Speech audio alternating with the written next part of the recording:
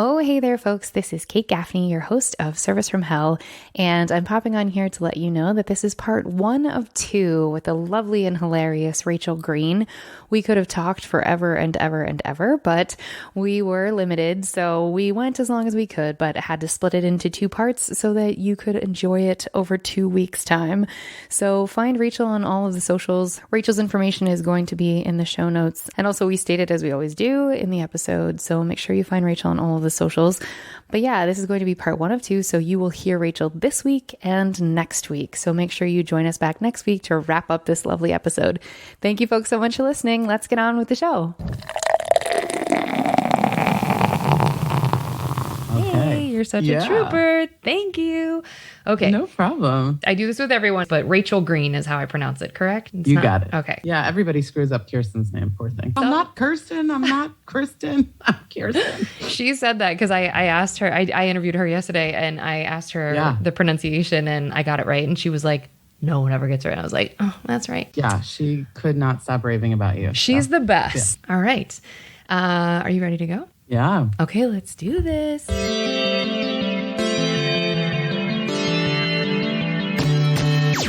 Oh, hi. You're listening to Service from Hell, a podcast featuring people that are currently in customer service positions or the lucky few that got out and all of the good, bad, and infinitely irritating things that go along with that work. I'm actor and writer Kate Gaffney, and I'm uniquely qualified to discuss this as I used to work at a very busy and very popular comedy club in Los Angeles, and at least one of you listening right now has probably grabbed me and told me you were ready to order when I was running around like a crazy person. So let's eat. This isn't like a rose. I'd like to welcome our guest, comic, actor, violinist, singer, and VO artist, Rachel Green. Yes, I said the name you know from a very famous show, but this is her actual name. She's not doing a bit. Rachel is the other half of the wildly successful live comedy show in New York City, The Boss Bitch Show, that is also now a podcast. And you will know her from the TV, though, because she's been on a lot of my favorite shows, but one of them was Law & Order SVU, and I'm definitely asking her about that. The Flight Attendant, Inventing Anna, which all of you are obsessed with, just to name a few, and has been described as someone who will make you laugh while reading your energy with a crystal up your butt, which is a great quote. And she would absolutely fit in LA. I better know Rachel from meeting her right now in real time on the podcast as we speak. So Rachel, welcome. Thank you for being here. What got you into comedy? How much fun was SVU? Tell me every fucking detail because I love that show. Oh my goodness. What an intro. Thank you. Well, it's nice to meet you. Nice to meet you too. And I actually hated LA at first, and now it's growing on me, and now I kind of want to move there. So, welcome. Working on a little bi-coastal. Hell yeah. Gosh, comedy. Wow. Well, the long story short, I've been playing violin my whole life. My parents are French horn players, and they were like, don't be poor like us. So I went to school for finance and absolutely hated it, but trudged through. And I did spoken word and thought I was going to be like a national poet and standing on my little soapbox, whatever. And then I was doing singer-songwriter stuff, and I took a singing class that incorporated acting to make the songs more connected and authentic. And then I fell in love with acting. And I was like, oh shit, now I'm an actor. No, now I'm one of these people. Fuck, because I had dated an actor for 3 years, and he was, an actor. Like a bad Shakespearean actor. No. That's worse. That's worse. Oh my God. Like, oh my God. And poor thing, he is Puerto Rican and Dominican, so they didn't tend to put him in the lead roles, unfortunately. He's not Denzel. And, I went to see a show of his once, and my friend and I were really stoned, and we walked in late, and it was in the basement of a church. People were asking us if we were there for an AA meeting. Oh my God. And when we finally get there and we're watching, and it's like Antony and Cleopatra, and we're watching and we're watching and we're like, when is he going to come out? Like, what's happening? And his one line was, Caesar I shall. And he just like completely overacted with his one stupid line. And I'm like, you made me sit through like 2 hours of Shakespeare for one line. What a good, he must have been so good in bed. Good for you. Like, that's amazing. Oh yeah, he was great. Like a perfect penis. But anyway. Back to when you. we broke up, I was like, can I just like make a mold of this? Yeah, that's right, ladies. We get to have those fantasies too. Okay, so you're like, Yes. oh, I'm an actor anyway, though. let me answer your question. Right?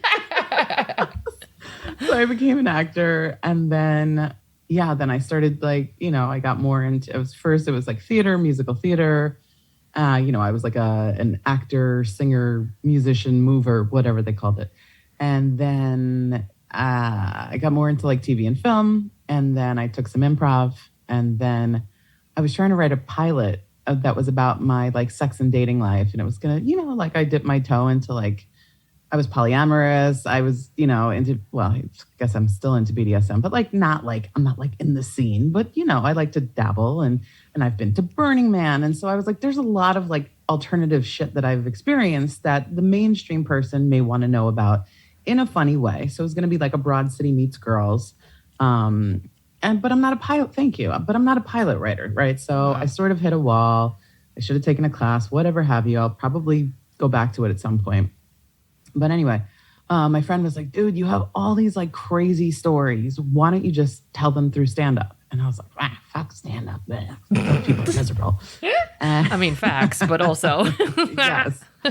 And he's like, oh, just take a class. So I took a class at one of the big comedy clubs in New York, that shall not be named. And it was, they didn't teach us anything. It was just like a safe space to do jokes, right?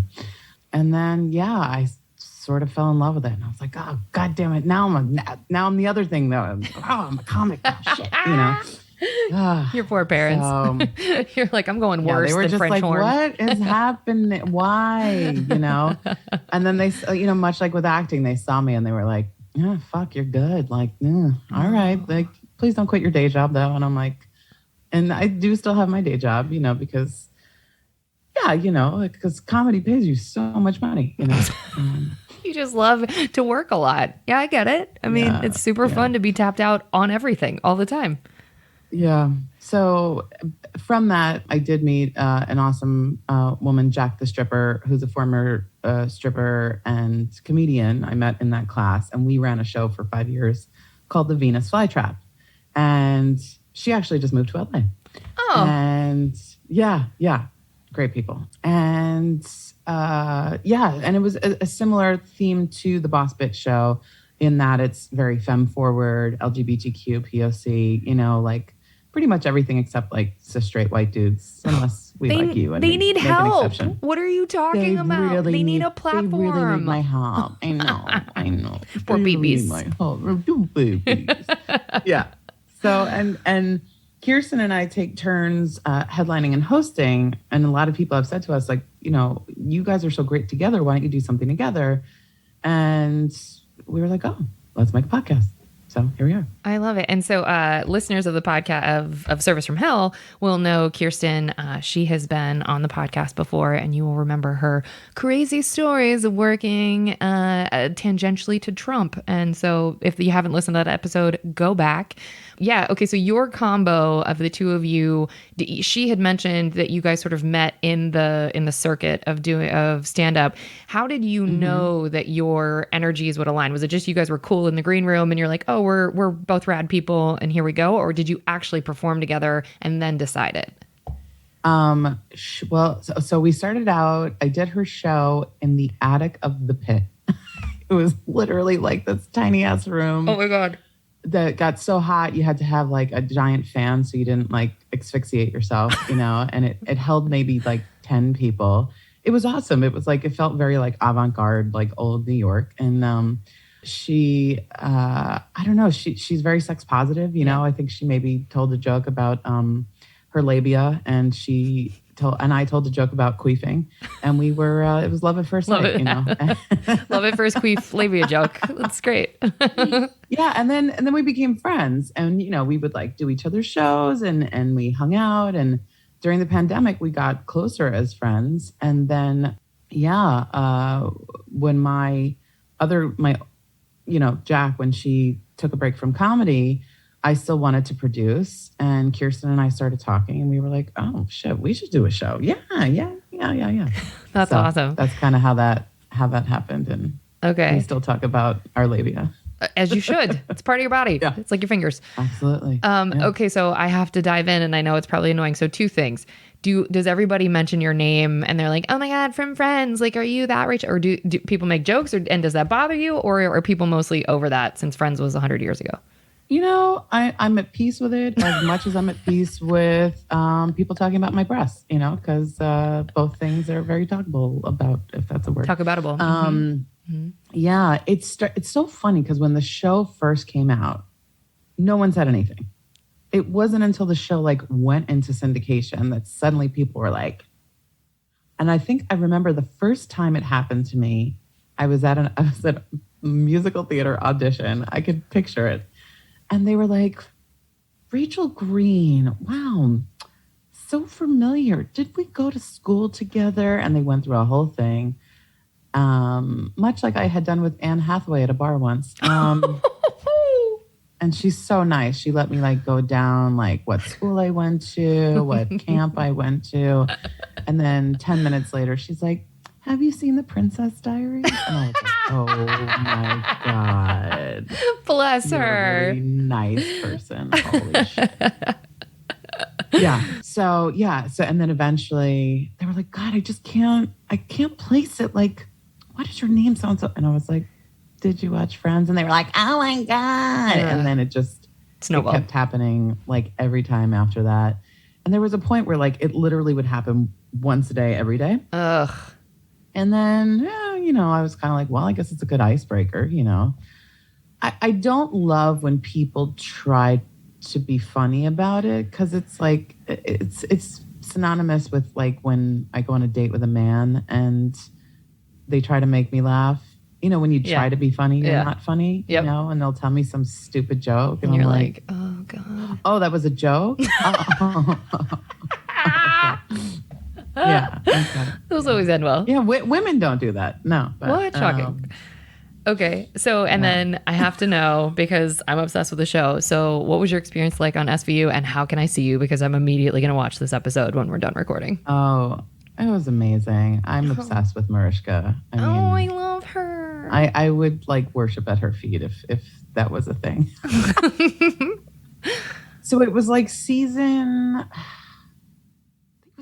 20. Oh, so maybe? not that long ago. A couple years. It was like, well, I don't know. I think they're on 23 or 20. They're on 23 or 20. Yeah, 2 or 3 years ago. I think it was like 3 years ago. Okay. It was definitely pre-pandemic. Okay. Like what is time anymore? I don't know. Hello. So it was called like Part 13. I can IMDb. I don't know. You could look it up. I'll look it up. Yeah.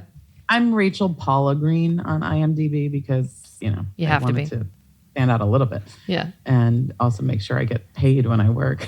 Come on. Come on. know? They're like, oh, this is a pseudonym. You're like, no, it's not. But yeah, it was a very controversial episode amongst the fans. Oh, I've probably seen it then. Wait, what? Because it completely went outside of the traditional format. Like, you know how it's normally like, dum-dum, whatever. No, that's the original one. It's like the crime happens. Yep. Right? You see the crime, or you see the buildup, you see the crime. Then it goes back to maybe like the crime scene and Olivia and whatever. I wish Stabler, but he wasn't on the show anymore. Oh, come on, Zaddy. Yeah. Are you watching Organized Crime? Girl, you know I've watched every episode. Oh my God. So my friend Rachel, she works in the office in the whatever that unit is. She's the Asian woman. Oh, she's so pretty. She's on a lot. She's gorgeous. She's so funny too. She's like, they make me look like a boy. I'm like, Rachel, you couldn't look like a boy on your worst fucking day. No, like, they just pulled your hair back in a ponytail. Shut up. Yeah, she looks great. Whatever. And I'm like, you got to be with Chris Maloney every day. Fuck off. Yeah, really fuck off. Yeah. But anyway, so this one was a different one because it was, rather than like go investigate the scene and all this stuff, it's like 80% of the episode took place in the courtroom. So it was more like the old school Law and Order rather than SVU. Yeah. And the whole thing, I mean, I don't think I'm giving anything away, but like the whole thing was that the woman who had killed her husband, who was a retired cop who had been abusing her for years, she finally like lost her shit and was like, fuck you, stop abusing me. Boom. And Olivia interviews her and she's like, do you regret doing it? And the woman was like, no. And then Olivia was like, really torn up of like, having to swear. I'm the only time that she's ever sworn in. They never do that. But like I got to like put her hand on the Bible. I got to touch her hand. Oh my God. So it was like a short and sweet scene. And unfortunately they cut my, Close up. Direct to camera, like looking at her. Oh, that show has a really high budget. So they had like a genie, like 30 foot in the air, like to get the above shot. I'm like, this is so gratuitous. They're like, but we can.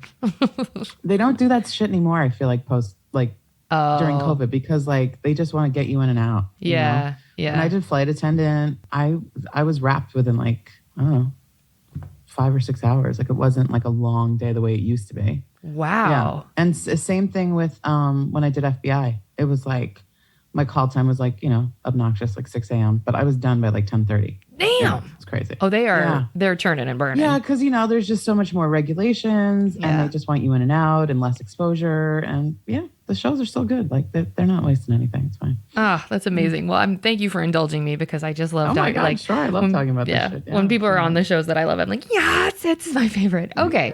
Yeah. And then just to wrap up this section. So why are you described as someone who will make you laugh while reading your energy with a crystal up your butt? Are you like you have a spiritual practice, I assume? So I am a Reiki master. What? In between all of that stuff that I told you about. Yeah. Oh yeah, by the way, I also became a Reiki master. Amazing. And thank you. And I'm totally into, energy work and all that witchy woo-woo shit and crystals and tarot. And, that's another big way that Kirsten and I connect. And and I'm super intuitive and empathic, almost like to a fault, because I could feel everything. Yeah, it's exhausting. Yeah. So that's why we sort of said that because, I could definitely, I love it. And we're both very interested in the idea of crystal butt plugs. We haven't bought them yet. But I did not know that was a thing. That's so exciting. I didn't know you could do that. Well, the first ones that came out, I think were they called it like the yoni egg, right? Which sure, yeah. Right, Goop was selling those for like your vagina. Yeah. Which apparently you have to be really careful because some crystals are like porous and you could get bacteria. So you have to really be careful. Ooh. And obviously make sure it's like, fully, you can't drop a crystal because then it'll get little cracks and anyway. Oh shit. So I haven't done that. But the butthole can take a lot of, the vagina can take a lot a too. beating. But, she's a little more fragile when it comes to the pH balance. Sure. There's a system down there that's working sometimes to our benefit, sometimes not. Okay. Amazing. Well, you would definitely fit in if you were a bi-coastal human. So come on out here. We need more witchy woo-woo people out here. It's my favorite shit. Okay. Well, folks, we hope you enjoyed your apps. We're going to move on to the entrees after a quick break.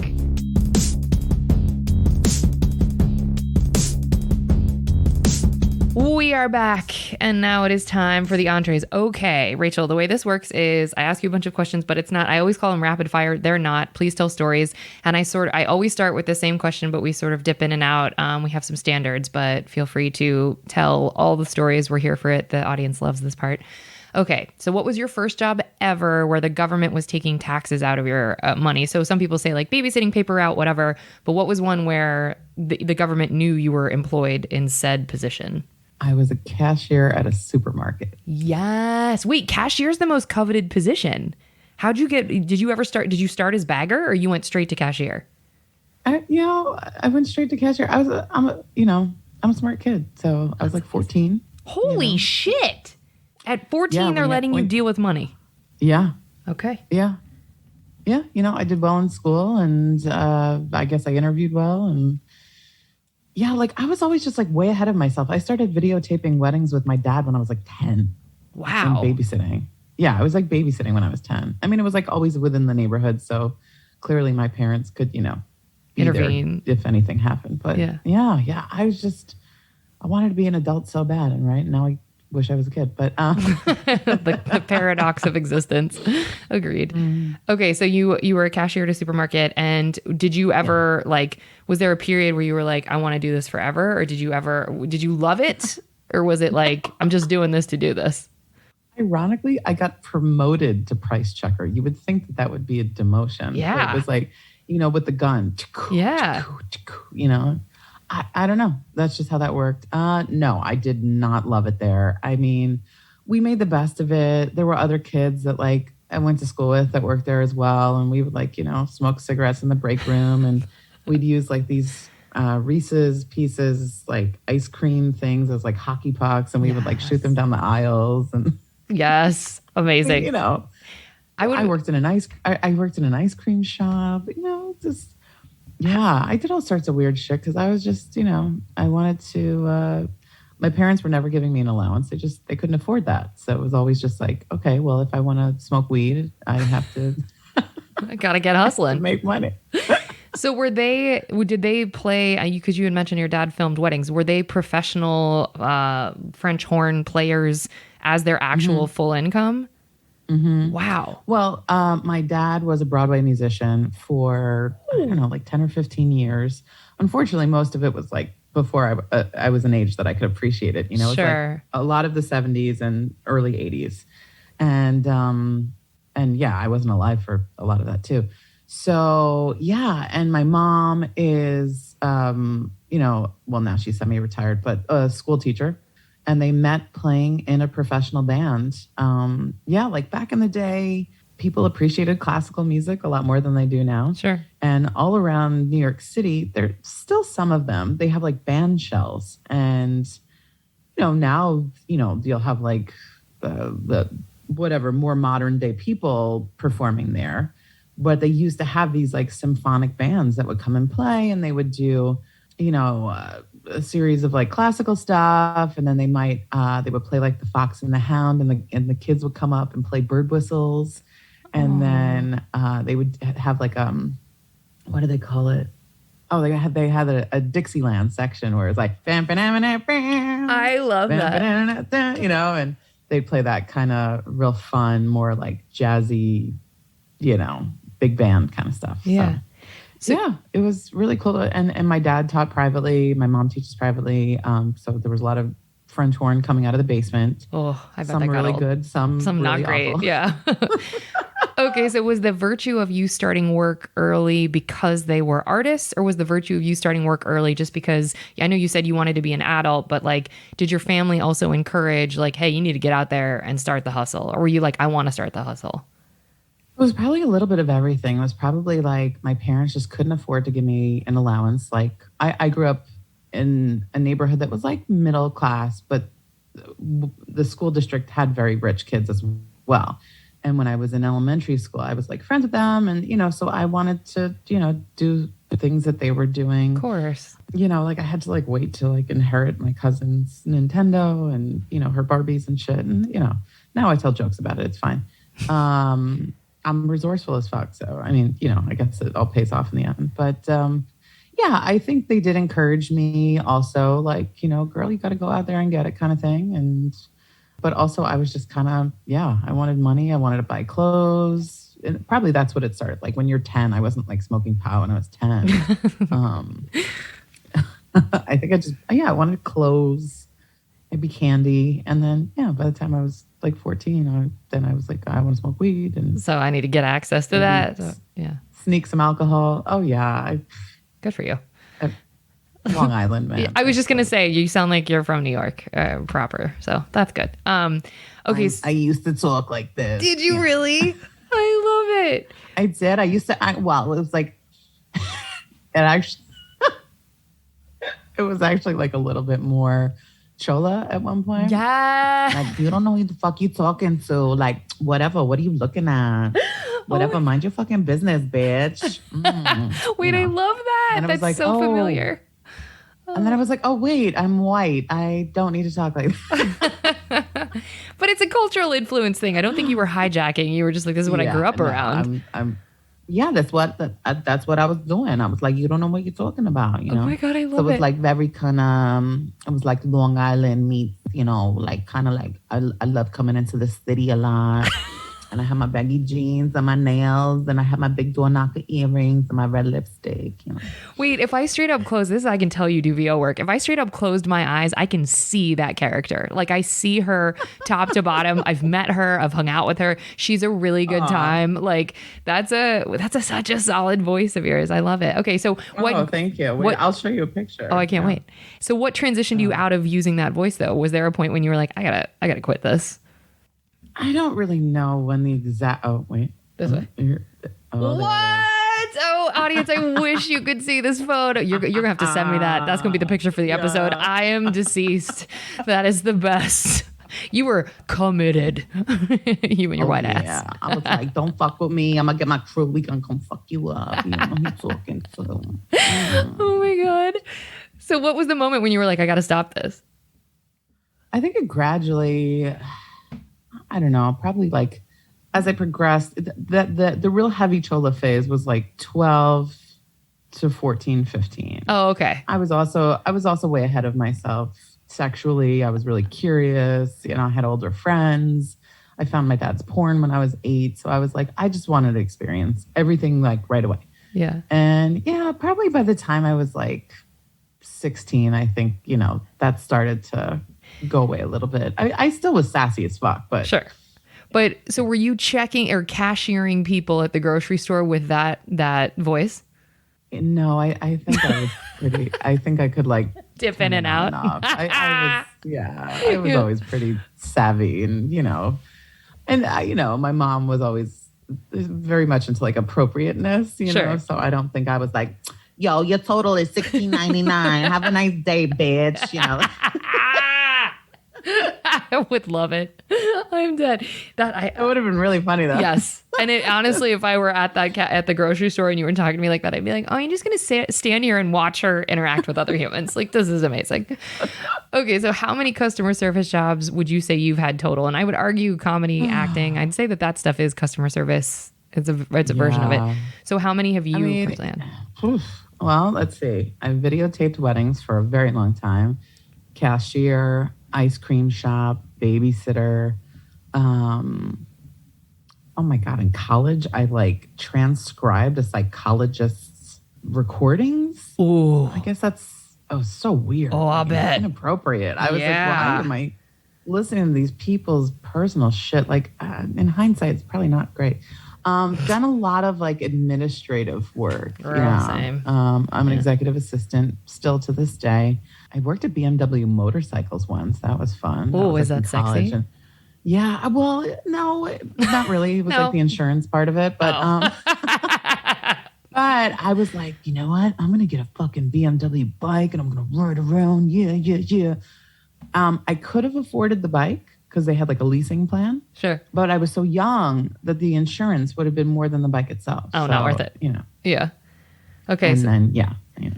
So you do the EA so stuff I don't now? know. Like I didn't count. But okay, well a that lot. was 1, 2, 3, 4, 5, 6. That's 7 that we've 7 if we or 8 if we include comedy that's been acknowledged. But I would assume myriad under those. There's a Oh little yeah, I bartended at one Ooh. point. Okay. Didn't last very long because I like drinking. Makes it a little hard to do that job. Understand? Oh, I did have Reiki clients. Yeah. That is for sure yeah. customer service. Okay. All right. Well, would you want to? We could round it off at. Let's see. 1, 2, 3, 4, 5, 6, 7, 8, 9, 10. Well, you should round it off at 10, but you've probably had more than that. But we'll say a solid 10. Okay. Yeah, that's what comes to mind.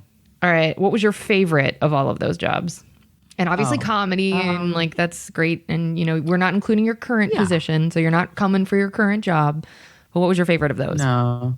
Probably a tie between the Reiki master stuff and bartending. Yeah.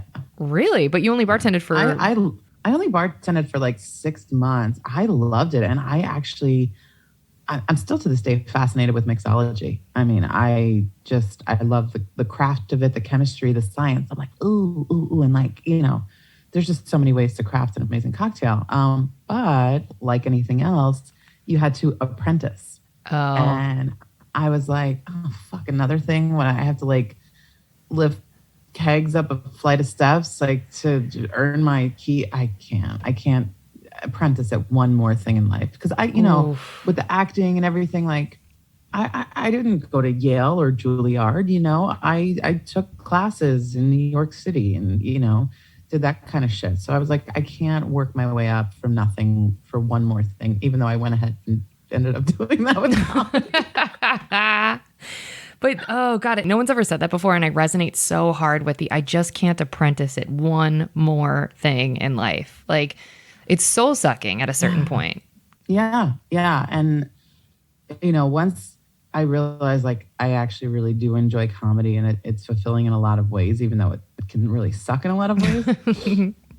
I was like, okay, you need to just stop with this, like learning something new, and trying something new. You got to quit with this effort. I dedicated like 13 years of my life to fucking musical theater and had some really amazing experiences. But, I just was exhausted. Like the audition process was such a bitch, and waking up early and going and standing on line and then, my old bullshit and the bitches curling their hair in the corner. And, oh my God. Like, I just don't miss that at all. Yeah, that hustle's specific. And yeah. Did you have any like nepotistic ins because your dad was, being a Broadway musician? Nothing. Not a drop. Okay. Not even a little bit. That's Not annoying. even a little bit. No. Yeah.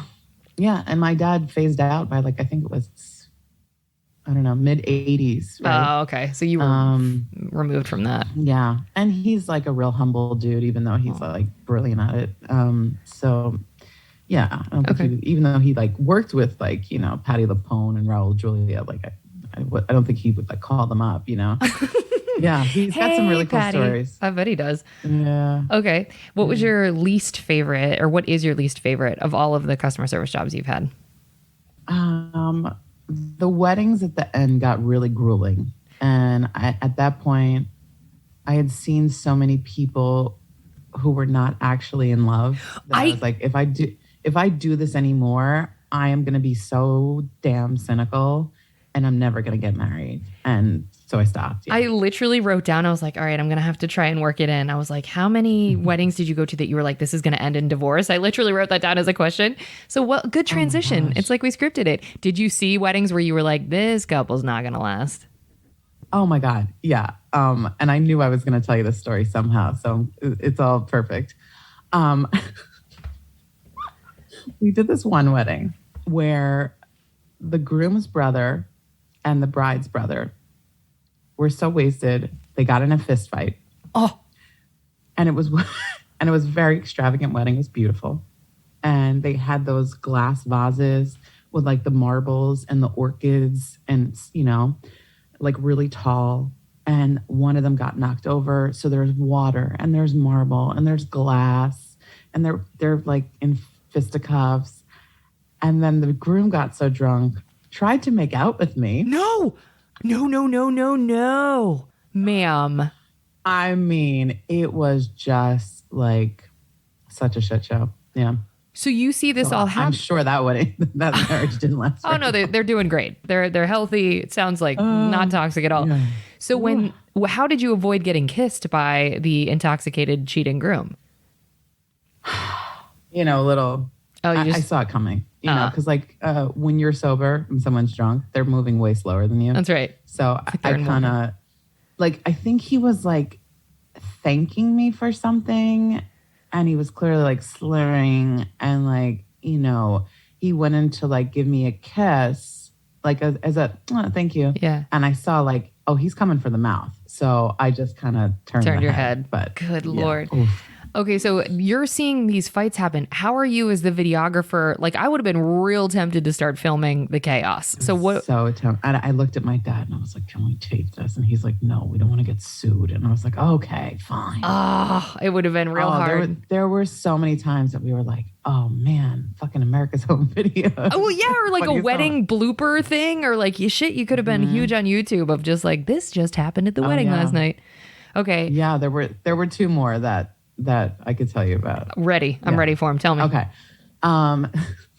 So one of them, I don't want to call her elderly, but a much older woman caught the bouquet, and a much younger child caught the garter. Aww. Also that practice is so disgusting, heteronormative and disgusting. Yeah. So it was like, I don't know, an 8-year-old kid and like a 70-year-old woman. I mean, it just was, so nobody knew what to do. So the still photographer, he puts out a chair for her because that was, the tradition is she sits down. Yeah. He puts the garter up her leg, and we're all like, this isn't happening, right? I don't know what to do. What are we doing? So he puts out the chair, and then he pulls it away. And then he puts out the chair again. And then he pulls it out. And then she goes to sit down and just smashes her ass on the floor. And we're all like, what a dick. What an absolute asshole. No, like he didn't know, like he didn't do it on purpose. It was one of those things like he was a sweet dude. He literally was just really awkward and didn't know what to do. And I think when he went to pull it out, he like turned. Oh no. And she happened to sit down. Like it wasn't on purpose at all. Like and then he was like, oh my God. And of course he was like super apologetic and like scared, you know. Oh my God. So did the little kid end up giving a lap dance to the grandma? No. Like what happened? I think everyone just agreed, okay, this is really awkward. We need to like move on to let's cut the cake. Okay, great. And speaking of cake, my dad had designed this like giant cart, right? Where it was like wheelchair wheels and like wood.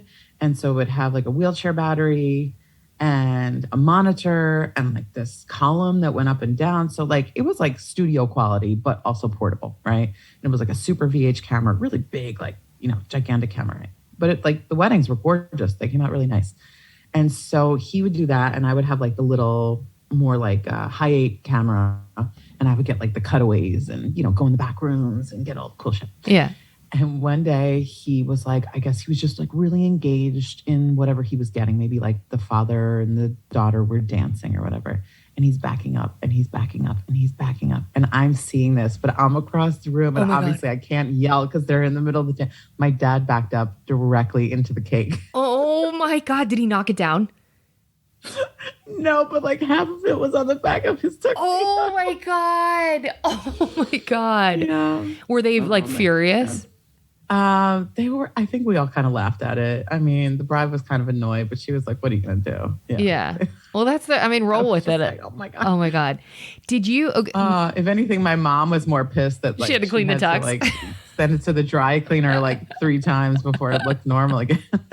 She's like, we're losing money on this investment here. Okay, so it's like, what the hell? My sister's friend is a wedding planner, and he has a theory that has proven 100% true for him. So I'm wondering if you noticed this too. He said that during the cake exchange of the feeding each other cake, which is such an odd thing, he said in his experience of planning weddings, 100% of the time, if the couple smashes the cake in each other's face, they end up divorced. And if they feed it to each other lovingly, they've stayed together. That's been his. Granted, I don't know in 2022 if that's still true, but that was true. That's proven his theory. Did you notice any of that where you're like, oh, if they smash the cake in each other's faces, they're not happy? No, sometimes it was cute. That's an interesting theory. I mean, I never saw the people ever again after. I guess that's a great point too. Yeah. You know, yeah, I feel like there were people who would do it like vengefully. Yeah. And you're like, oh shit, you know, and like he doesn't care. Like, and he's getting cake all over this like really expensive dress she's wearing. And but then other times, like, I don't know, it's kind of like they were playful about it. Sure. But yeah, the feeding, I guess, is better. Was there anything? Cute. Oh, go ahead. No, I'm just picturing like the cute feeding. Yeah, I can see that. There are cute moments. Was there ever an incident at the weddings where you were like, get me the fuck out of here? I mean, I assume the fisticuffs experience was probably not super, didn't feel great. But was there ever a wedding where you're like, I want this to be done right now? Yeah, well, yeah, a lot of the time. And eventually I would just drink. Of course. Yeah. Like my dad and I would go like smoke weed during the cocktail hour and then we'd come back. And like, especially if it was a catering hall where we knew the staff, they'd be like sneaking me drinks and stuff. There were a couple of bridezillas for sure. And and oftentimes we just like always had to go through the kitchen because like, we were the hired help and God forbid we should be seen walking through the front door. And so ridiculous. So just like really, being next to a dumpster and lugging like, 50 pounds of shit up like, flights of steps and just being like, wait, why are we doing this? And like, ugh. Yeah. But there were some like, some pretty cool ones. There was one where the couple like was genuinely like so sweet, so in love. And their giveaway, which we got to keep as well, was like a beautiful mahogany box with a rose quartz crystal a candle and like a scroll of their like expression of their love. I lost my shit. I would have was too. I think I like was actually crying at their ceremony. It was so beautiful. Oh, Yeah, it was amazing. wow. So can you, going back to because that's positive and great, but I want to hear about the bridezillas. I want to hear the shitty ones. Yeah. Tell me what's an example of like something you went through with a bridezilla? Well, this is actually just kind of funny, but I feel like I have this recollection. I mean, I didn't see it, but apparently there was one where this bitch was so tight, literally, was just so that her maid of honor had to give her like an enema so she could shit, like because she was so tense. Oh my God. Bless her. On her wedding day, had to give her an enema? On her fucking wedding day. Oh, like, wow. Yeah, she was like in the bathroom for a while, and we're all like, I think there was always like a certain timing, especially if it was done at a catering hall. It was like, okay, great. It's a 5-hour affair. And from this time to this time, we have a cocktail hour. And then we go and then we have them walk in the room. And then you have the first dance. And then, there's the appetizer or the salad. And then there's dancing. And then eventually, there's the garter and the bouquet. And then there's the cake. And then let's dance, the last dance, and then you leave and you shoot yourself. You fuck a bridesmaid, whatever. Yeah, and I think they were like waiting to do the bouquet or something, and she's not coming out. We're like, what the fuck? And then they were like, yeah, I think she's got an animal in the bathroom, and I'm like, what the fuck? Yeah, the level of like, friendship. Nothing. It was like she was just one of those people that like nothing you could do would be right. Everything you did was wrong. Yeah, it was like she didn't like the angle of something. She didn't like the way we're interviewing people. She didn't like where we placed ourselves in the church. It was just no one did anything right. That's such a lonely life because that doesn't just, that's not her only experience where nothing is right. I feel like people like that, it's like everything is wrong 100% of the time. Yeah. Ugh. Yeah. And, on some level, I get like, look, it's your special day, right? And a lot of people have dreamed about this since they were kids and whatever. And so, when things are not what you ordered, like I get that, but like also like enjoy the day. Make it work. You get to do it once in theory. Like, in theory. Yeah, you hope. Statistically, it's not in your favor to only do it once, but whatever. Okay, yep. And what's like the weirdest thing that happened at any of your jobs, but maybe specifically like the wedding thing that you can think of? Besides, I mean, again, a fist fight where shit was getting broken, pretty intense. But was there anything else that was super odd? Odd? I mean, we did a lot of Greek weddings, and even though I'm not Greek, I look Greek to a lot of people. Yeah, you do. You 100% do. Yeah, and especially my hair is normally curly too. So, and in the summertime, I get more tan, and so oftentimes, like the best man or one of the groomsmen would just decide that they wanted me to dance with them, and I would just have to stop doing my job and dance with them, do traditional Greek dances. And my dad was like, "Well, they're paying us. If that's what they want to pay for, then like you go dance with them." So awkward. So many times I was young and hot, and I guess, and a lot of times I got pulled on the dance floor, and they're like, we need this videographer's ass out here getting people hyped. Here we go. And I was the one that like, go interview people. So you would like get to know them. And, I was always a comedian in my heart, probably. Sure. So I was charming and whatever. And or like if we did like the black weddings and they would have like Soul Train. Just like I can't think of it, but those songs where it's like, there's a routine that goes along with cha-cha slide. Everybody clap your hands. The cha-cha slide and whatever have you. Yeah. Mm-hmm. Or the electric slide. Sure. And they'd be like, come on, do it with us. And I'd be like, okay. That would be fun, actually. I wouldn't hate that. But it's awkward. Yeah, no, that was actually fun. But as far as odd, actually what comes to mind when I worked at the ice cream shop, bless his heart, the owner was really sweet, but he was an alcoholic and a pothead. And one day he locked himself in the freezer by accident. And so... Oh my God. So they had to like, I don't know, I think they had to like, he was in there for a while because, it was either me or my friend Jamie. And I think neither of us was there. And poor thing, bless. I hope he's still alive. I don't know. Wait, did he end up with like hypothermia or anything? Like, did he have to go to the hospital? No, I think it was only like 2 hours. So he was just really cold, you know? Oh my God. And so was he just like banging and somebody finally heard him?